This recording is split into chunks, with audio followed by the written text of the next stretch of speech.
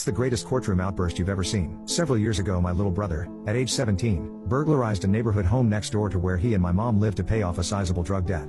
He managed to steal $27,000 worth of electronics and jewelry, most of which went to his dealer, but he had gotten enough loot that the dealer said he could keep the home stereo system for himself, which he set up in his bedroom. My mom knew he didn't previously own a stereo system, so when he suddenly had one immediately following the break-in at the neighbor's, she got suspicious.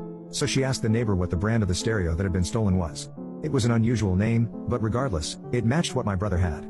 My mom called me, told me this fact and said she didn't know what to do. I told her she had to report this to law enforcement.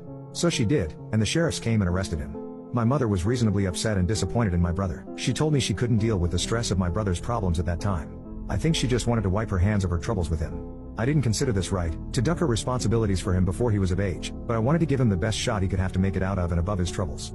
So I told my mom that I would handle it. I went to his court hearings, and he soon decided to give an offered plea.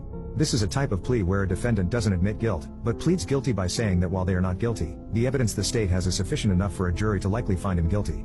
So he made his plea and the judge accepted it. The sentencing hearing was scheduled. The judge encouraged anybody, including the victim, family members, and members of the community, to attend sentencing and weigh in if they had something to say about my brother and the crime he pleaded guilty to. I went to the sentencing hearing, of course, and when the prosecutor recommended the court sentence my brother to 10 days physical confinement, I decided I wanted to speak to the court about my feelings regarding the sentencing. I stood when the judge asked if there was anybody else that had something to say. The judge called to me to approach the bench and say my piece. I explained I was the older brother, and that if the court wanted to serve as a deterrent to crime and be a corrective force in the community, and my brother's life, they would disregard the prosecutor's recommendation and give my brother 180 days, or at least 90 days in lockup, considering among several reasons.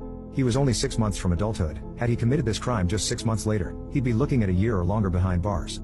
10 days just wasn't going to make much of an impression on my brother as a deterrent to committing crimes. I said it was a serious crime, and 90 days locked up would also help him be without hard drugs long enough so that